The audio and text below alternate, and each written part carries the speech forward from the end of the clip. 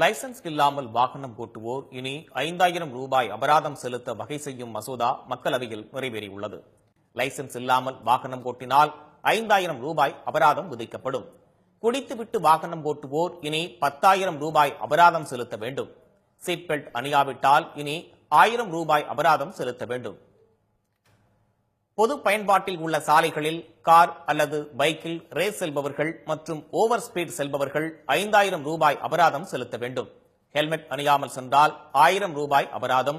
இருசக்கர வாகனத்தில் 2 பேருக்கு மேல் பயணித்தால் 2000 அபராதத்துடன் 3 மாதத்திற்கு லைசன்ஸ் ரத்து நடவடிக்கைக்கு உள்ளாக நேரிடும். ஆம்புலன்ஸ் போன்ற அவசர ஊர்திகளுக்கு வழிவிடாவிட்டால் 10,000 ரூபாய் அபராதம் விதிக்க மசோதா வகை செய்கிறது. வாகனத்தை ஓட்டி காட்டாமல் இனி லைசன்ஸ் பெற முடியாது. மத்திய அரசின் சீர்திருத்தத்தின் அடிப்படையில் சாலை விதிகளை மீறினால் 500 ரூபாய், டிக்கெட் இல்லாமல் பயணித்தால் 500 ரூபாய், அதிகாரிகளின் உத்தரவை மதிக்காவிட்டால் 2000 ரூபாய் அபராதம் விதிக்கப்படும்.